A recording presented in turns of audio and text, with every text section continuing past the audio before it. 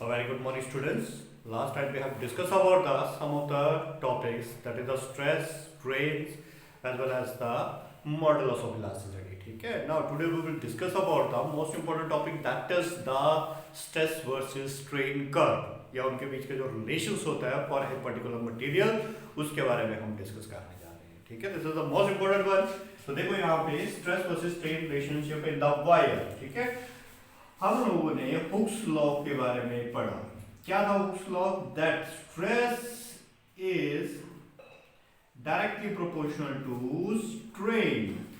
यानी कि इसका मतलब क्या हुआ, अगर हम किसी मटेरियल के ऊपर कोई स्ट्रेस प्रोवाइड करवाते हैं तो एज यूजुअल उसके अंदर स्ट्रेन भी उतनी ही प्रोपोर्शनली में प्रोड्यूस होती है. या तो फिर इसको हम दूसरी लैंग्वेज में भी बोल सकते हैं, whatever the restoring force developed inside the material, that is directly proportional to what? The strain. जितनी ज्यादा हम strain देते जाएंगे उतनी ही ज्यादा उसके ऊपर restoring force जो है डेवलप होती जाएगी. ठीक है. तो यहाँ पे देखो according to this Hooke's law कि स्ट्रेस जो है स्ट्रेन के बराबर है, यानी प्रोपोर्शनल है. अगर मान लो मेरे पास एक मटेरियल है जिसको मैंने हैंग करके रखा हुआ इस तरीके से, अगर मैं इस मटेरियल के ऊपर कोई एक्सटर्नल फोर्स अप्लाई करता हूं तो क्या होगा, ये मटेरियल कुछ इस तरह से अपनी पोजीशन को रीगेन करेगा. ठीक है. यानी कि इसकी लेंथ में जो वो इंक्रीज हो जाएगा. हम लॉन्गिट्यूडनस के बारे में स्टडी कर रहे हैं. इसका एक टेबल अगर हम ड्रॉ करते हैं, मान लो मैंने फोर्स अप्लाई की 1 न्यूटन, तो चेंज आया इसकी लेंथ में 1 centimetre. Again I apply the Newton first second Newton 2 Newton की फोर्स अप्लाई की तो उसमें चेंज आएगा कितना, 1 सेंटीमीटर. यानी कि एक स्टेप के बाद हम इसको कर रहे हैं. ठीक है. फिर 1 न्यूटन की फोर्स अप्लाई की, उतनी ही इंक्रीज करते जा रहे हैं. यानी कि यहाँ पे थी 1, यहाँ पे थी 2, यहाँ पे 3 न्यूटन.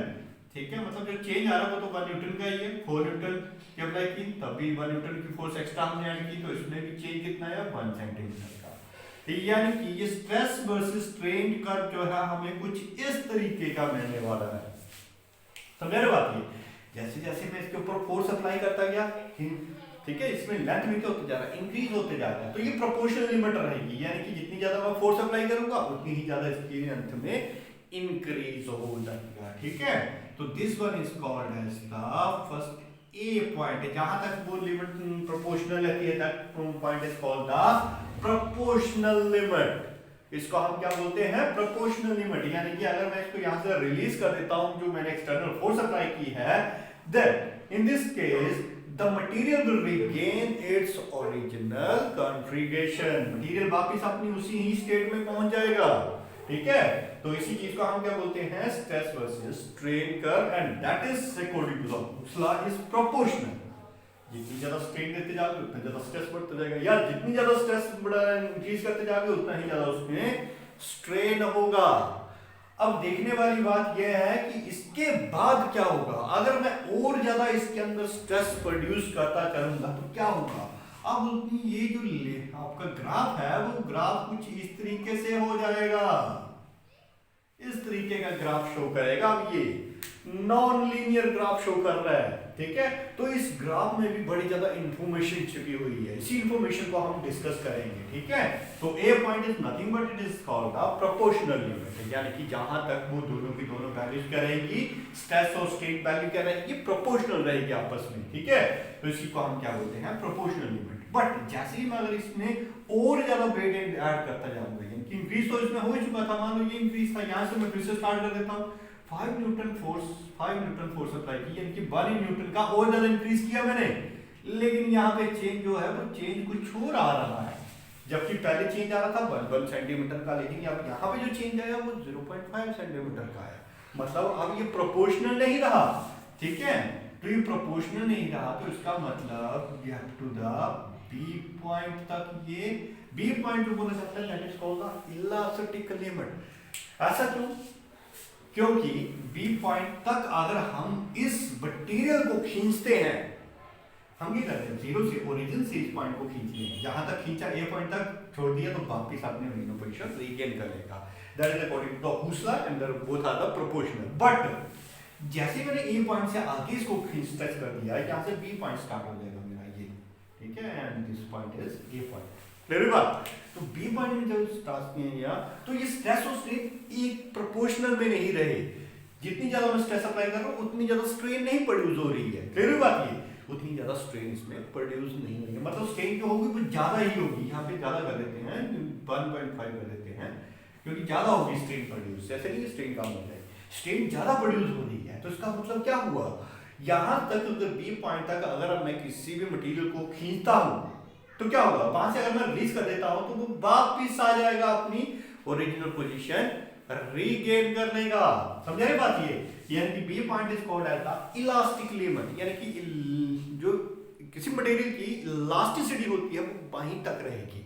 ठीक है, बी पॉइंट का क्या होगा, इलास्टिक लिमिट होगी इसकी। बट जैसे हम बी पॉइंट के आगे और ज्यादा इसमें स्ट्रेन प्रोड्यूस करते हैं या स्ट्रेस प्रोड्यूस करते हैं तो क्या होगा, मान लो 6 न्यूटन की फोर्स मैंने और ज्यादा अप्लाई कर दी, न्यूटन कितना, 1 न्यूटन का ही बढ़ाया, लेकिन स्ट्रेन जो प्रोड्यूस हो रही है वो नॉन लीनियर हो रही है, तो इसको मान लेते हैं 1.8 सेंटीमीटर का हो गया। फोर्स तो मैंने उतनी अप्लाई की, लेकिन फोर्स में जो चेंज किया था उतना ही था, लेकिन जो लेंथ में चेंज आया, इसकी खींचने में लेंथ में जो चेंज आ रहा है वो और ज्यादा आ रहा है। ठीक है, मतलब प्रोपोर्शनल नहीं रहा। तो इस पॉइंट को हम मान लेते हैं that is the C point, and C point is called as the yield point.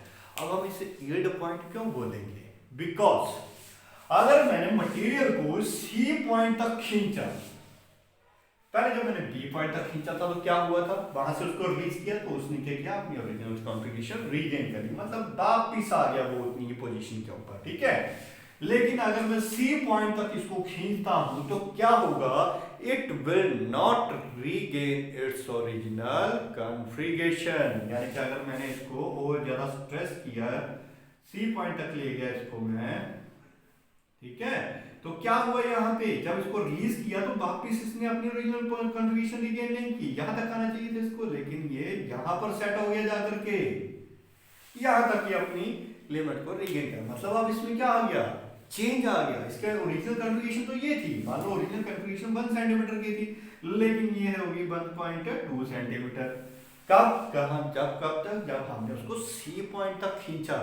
ठीक है, इस मटेरियल को के सी पॉइंट तक खींच के लेके गए, तो जब ये वापस आएगा तो it will not regain its original configuration. ठीक है, ओ पॉइंट, यानी कि इन दोनों के बीच में क्या हुआ, स्ट्रेन का गैप आ गया, स्ट्रेन आ गई दोनों के बीच में। स्ट्रेन का मतलब क्या हुआ, change in the length, length में क्या हो गया, चेंज हो गया, जो इसकी ओरिजिनल लेंथ है वो नहीं रही, अब कितनी बन गई, 1.2 सेंटीमीटर बन गई। तो that C point is called as the yield point. Yield point का मतलब क्या हुआ, जहां पर हमारे पास इलास्टिक लिमिट बिल्कुल भी खत्म हो जाती है and plastic deformation has start. This point is the plastic deformation. Plasticity था क्या, जब वो अपनी पोजीशन को रीगेन नहीं कर पाते, तो यहाँ पे इसने तो अपनी पोजीशन को रीगेन नहीं किया। ठीक है, तो this limit is called the plastic limit. Clear हुई बात? ये C point is represented as the yield point, इसको रिप्रेजेंट कर रहा है, ये यील्ड पॉइंट को बता रहा है। और यील्ड पॉइंट का मतलब कि वहां पर कोई मटेरियल को अगर हम खींचते हैं उस पॉइंट तक तो वो वापस अपनी ओरिजिनल पोजीशन रीगेन नहीं करेगा। समझाई बात? ये अब आगे बढ़ते हैं, मैंने इसके ऊपर और ज्यादा स्ट्रेस अप्लाई की, ये सी पॉइंट के ऊपर अब मैंने उसकी ज्यादा और स्ट्रेस अप्लाई की। ठीक है, स्ट्रेस होगी मेरे पास मैक्सिमम 7 न्यूटन। समझ रहे बात? दिस मैक्सिमम स्ट्रेस, यानी कि this is the D point. D point is called the deep plastic deformation. Total deformation होना स्टार्ट हो गया था।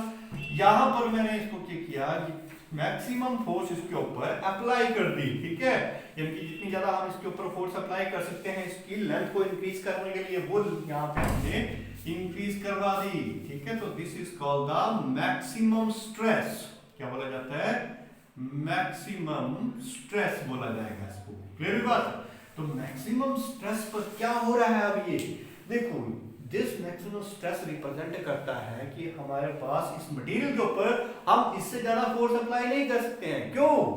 अरे इससे ज्यादा क्या होगा, टोटल ही ये अपनी प्लास्टिक डिफॉर्मेशन को रीगेन कर लेगा। प्लास्टिक डिफॉर्मेशन तो यहाँ पे भी हो रही थी, बट यहां से आगे अगर हम स्ट्रेस अप्लाई नहीं भी करेंगे तो भी क्या होता जाएगा, इसमें चेंज होता जा रहा है। यानी कि क्या होगा, अगर मैं यहाँ पे देखता हूं, अगर मैं इसके ऊपर फोर्स अप्लाई कर रहा हूं डी पॉइंट के बीच में, तो ये वापिस आएगा ही नहीं। इसकी मैक्सिमम स्ट्रेस, यानी कि यहाँ पे डी पॉइंट के बाद इसकी डिप्लेशन स्टार्ट हो जाएगी। यहां से यानी कि मटेरियल की जो पर्टिकुलरली कहीं पे एक पर्टिकुलर पॉइंट ऐसा होगा वहां पर फोर्स को अमाउंट जो होता है वो कम होता चला जाएगा बिकॉज ऑफ दैट एरिया।